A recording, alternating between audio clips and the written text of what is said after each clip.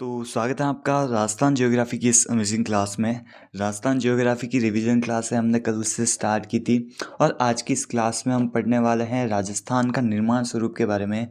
राजस्थान का निर्माण स्वरूप देखने से पहले हमें पता होना चाहिए कि आज़ादी से पहले राजस्थान में 19 रियासतें थी, 3 ठिकाने थे और एक केंद्र शासित प्रदेश था। 3 ठिकाने कौन कौन से थे? तो लावा, कुशलगढ़ और निमराना, ये 3 ठिकाने थे और एक केंद्र शासित प्रदेश या फिर यूनियन टेरिटरी था अजमेर मेरवाड़ा। राजस्थान का एकीकरण आपको पता है कि 7 चरणों में पूर्ण हुआ, जिनमें से हम 2 चरणों के बारे में डिस्कस करने वाले हैं। सबसे पहले चौथा चरण जो कि बना 30 मार्च 1949 को, और इसी 30 मार्च के दिन हम मनाते हैं राजस्थान दिवस, क्योंकि चौथे चरण में 4 बड़ी रियासतें राजस्थान में सम्मिलित हुई, जयपुर, जोधपुर, जैसलमेर और बीकानेर, जिसमें जयपुर को राजधानी घोषित किया गया। और इसी 30 मार्च 1949 के दिन हीरालाल शास्त्री द्वारा संभागीय व्यवस्था लागू की गई, जिसमें कि 5 संभाग बनाए गए: जयपुर, जयपुर, जोधपुर, बीकानेर, उदयपुर और कोटा। ये 5 संभाग हीरालाल शास्त्री द्वारा संभागीय व्यवस्था लागू करने पर बनाए गए। उसके बाद हम 7वें चरण के बारे में देखते हैं। 7वां चरण जो कि 1 नवंबर 1956 को हुआ और 1 नवंबर को हम मनाते हैं राजस्थान स्थापना दिवस। 7वें चरण में ऐसा किया हुआ, तो 7वें चरण में अजमेर को राजस्थान में मिलाया गया और 26वां जिला बनाया गया।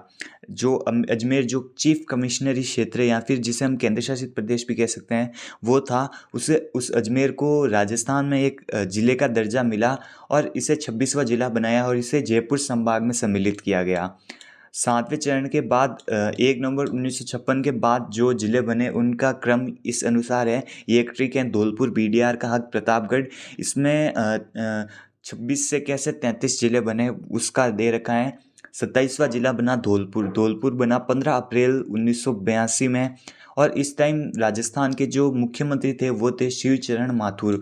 उसके बाद 28वां, 29वां और 30वां जिला बना। सबसे पहले 28वां बारां, 29वां दौसा और 30वां राजसमंद। ये 3 जिले बने 10 अप्रैल 1991 में और इस टाइम जो मुख्यमंत्री थे वो थे भैरव सिंह शेखावत। उसके बाद 31वां जिला बना हनुमानगढ़ 12 जुलाई 1994 में। इस टाइम भी भैरव सिंह शेखावत मुख्यमंत्री थे। और 32वां जिला करौली बना 19 जुलाई 1997 में। इस टाइम भी मुख्यमंत्री भैरव सिंह शेखावत थे। उसके बाद लास्ट बना 33वां जिला प्रतापगढ़, जो 26 जनवरी 2008 को बना और इस टाइम जो सीएम थे वो थी वसुंधरा राजे सिंधिया। ये प्रतापगढ़ जिला कब बना? तो ये 26 जनवरी 2008 को बना और 1 अप्रैल 2008 से ये कार्यरत हुआ। परमेश चंद्र समिति की सिफारिश पर ये प्रतापगढ़ को जिला बनाया गया, जिसमें कि 3 जिलों की 5 तहसीलों को मिलाकर ये प्रतापगढ़ बनाया गया, जिसमें 3 जिले कौन कौन से थे? तो चित्तौड़गढ़ से तो मिलाई गई अरनोह, प्रतापगढ़ और छोटी सादड़ी। उदयपुर जिले से मिलाई गई दरियावाड़ और बांसवाड़े से मिलाई गई पीपलखूट। ये 5 तहसीलें मिलाकर ये प्रतापगढ़ जिला बना। उसके बाद नेक्स्ट हम देखते हैं, उसके बाद सीएम अशोक गहलोत द्वारा 17 मार्च 2023 में 19 नए जिलों और 3 नए संभाग की घोषणा की गई। इसमें समिति थी राम लोबाया समिति, जिसका कि बजट था 2000 करोड़ और इसको मंजूरी कब मिली? तो इसको मंजूरी 4 अगस्त को मिली। इसकी अधिसूचना 6 अगस्त को आई और 7 अगस्त 2023 को ये सब जिले लागू हुए और उसके बाद ये निरस्त भी हो गए। संभागीय व्यवस्था के बाद बारे में हम देखते हैं। संभागीय व्यवस्था जो 30 मार्च 1949 को हीरालाल शास्त्री द्वारा लागू की गई, जिनमें कि 5 संभाग इंट्रोड्यूस करे गए। सबसे पहले जयपुर, उसके बाद जोधपुर, उदयपुर, बीकानेर और कोटा, ये 5 संभाग थे। उसके बाद मोहनलाल सुखाड़िया द्वारा 24 अप्रैल 1962 में ये संभागीय व्यवस्था को बंद कर दिया गया और उसके बाद हरिदेव जोशी द्वारा 26 जनवरी 1987 में हरिदेव जोशी द्वारा संभागीय व्यवस्था पुनः लागू करी गई और 6वां संभाग अजमेर बनाया गया। उसके बाद 4 जून 2005 को वसुंधरा राजे द्वारा 7वां संभाग भरतपुर इंट्रोड्यूस किया गया। अब तक 2023 तक 7 संभाग थे। उसके बाद 7 अगस्त को पाली, सीकर और बांसवाड़ा 3 नए संभाग बनाए और उसके बाद इनको हटा दिया गया वापस। अब वर्तमान में कुल 7 संभाग है, जिनमें सबसे पहले हम देखते हैं बीकानेर संभाग, जिसमें कुल 4 जिले आते हैं और ये बीकानेर संभाग राज्य का सबसे उत्तरी संभाग है। 4 जिले कौन कौन से? तो बीकानेर, चूरू, हनुमानगढ़ और गंगानगर।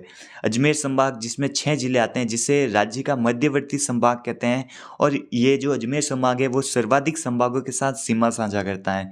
अजमेर संभाग में 6 जिले कौन कौन से हैं? तो अजमेर हैं, ब्यावर हैं, भीलवाड़ा हैं, डीडवाना, कुचामन है और नागौर हैं और टोंक हैं। ये 6 जिले अजमेर संभाग में आते हैं। उसके बाद देखते हैं हम जोधपुर संभाग। जोधपुर संभाग जो क्षेत्रफल में सबसे बड़ा संभाग है और सर्वाधिक जिले भी इसी संभाग में आते हैं, और राज्य का सबसे पश्चिमतम संभाग जोधपुर संभाग है, जिसमें 8 जिले आते हैं। 8 जिले कौन कौन से?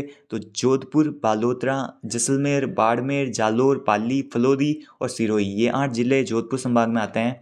उसके बाद नेक्स्ट हम देखते हैं जयपुर संभाग, जिसमें 7 जिले आते हैं। जयपुर, अलवर, दौसा, सीकर, झुंझुनू, कोटपुतली, बहरोड और खेड़ते तिजारा।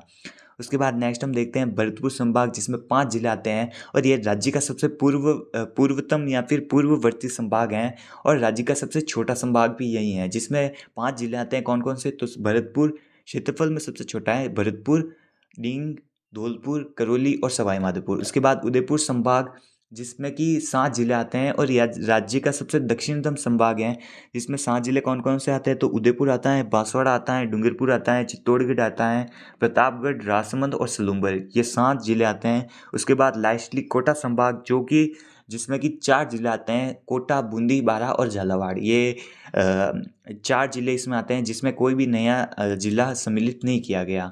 उसके बाद हम देखते हैं राजस्थान के क्षेत्रों के प्राचीन नाम व भौगोलिक नाम और उपनाम। सबसे पहले हम गंगानगर के उपनाम देखते हैं। गंगानगर, जिसे हम राजस्थान का पंजाब भी कहते हैं, राजस्थान का खाद्य का कटोरा भी कहते हैं और फलों की टोकरी भी कहते हैं। इसका ओल्ड नेम यौंधई प्रदेश है और रामनगर है। उसके बाद हनुमानगढ़, जिसे भटनेर कहते हैं, और प्राचीन नाम इसका भटनेर है, जिसे धान का कटोरा भी कहते हैं। सभ्यताओं का पालना भी कहते हैं, क्योंकि यहाँ पर कालीबंगा, पीलीबंगा, रंगमहल आदि सभ्यताएं हैं, और यहाँ पर हनुमानगढ़ को राजस्थान का अन्न का भंडार भी कहते हैं। फलों की टोकरी तो गंगानगर को कहते हैं और हनुमानगढ़ को कहते हैं राजस्थान का अन्न भंडार। उसके बाद बीकानेर, जिसे प्राचीन समय में जंगल प्रदेश, राती घाटी कहते थे, अब इसका उपनाम है ऊन का घर, ऊँटों का देश और दुग्ध नगरी। उसके बाद जैसलमेर, जिसे हम गोल्डन सिटी कहते हैं, स्वर्ण नगरी कहते हैं, पंखुड़ियों व झरोकों का शहर कहते हैं, सैलानियों का शहर कहते हैं, म्यूजियम सिटी कहते हैं, हवेलियों का शहर कहते हैं, गलियों का शहर, राजस्थान का अंडमान, सिटी ऑफ येलोस्टोन, रेगिस्तान का गुलाब, मांड, वल और दुग्गल प्रदेश, इसे जैसलमेर को हम कहते हैं। इसके उपनाम है और इसके प्राचीन नाम है। नागौर, जिसको प्राचीन समय में अहि क्षेत्रपुर कहा जाता था, इसे हम कहते हैं राजस्थान की धातु नगरी और औजारों की नगरी। उसके बाद जोधपुर, जिसे प्राचीन समय में मारवाड़ या फिर मरु प्रदेश कहा जाता था, जोधपुर के उपनाम है ब्लू सिटी और सूर्य नगरी। उसके बाद जयपुर, जिसे प्राचीन समय में ढूंढाड़ प्रदेश कहा जाता था, अब इसके वर्तमान में उपनाम है राजस्थान की पन्ना नगरी, श्रीरंग का द्वीप, पूर्व का पेरिस, भारत का पेरिस, पिंक सिटी, राजस्थान का काशी, रत्न नगरी। उसके बाद उदयपुर, जिसे पूर्व का वेनिस कहते हैं, राजस्थान का कश्मीर कहते हैं, झीलों की नगरी कहते हैं, एशिया का वियना कहते हैं, जिंक सिटी कहते हैं, फाउंटेन एंड माउंटेन्स का शहर भी कहते हैं। उसके बाद अजमेर, जिसे राजस्थान का हृदय या फिर राजस्थान का नाका कहते हैं, राजपूताने की कुंजी कहा जाता है अजमेर को, राजस्थान का जिब्राल्टर कहा जाता है, भारत का मक्का कहा जाता है और अंडों की टोकरी अजमेर को कहा जाता है। उसके बाद पुष्कर, जिसे कोंकण तीर्थों का मामा, गुलाबी नगरी और तीर्थराज कहा जाता है। अलवर, जिसे राजस्थान का सिंहद्वार, पूर्वी राजस्थान का कश्मीर कहा जाता है, राजस्थान का स्कॉटलैंड और मत्स्य नगरी अलवर को कहा जाता है। उसके बाद कोटा, जिसे राजस्थान की औद्योगिक नगरी कहा जाता है और राजस्थान की औद्योगिक राजधानी भी कोटा शहर को कहा जाता है। शिक्षा नगरी कोटा को कहा जाता है।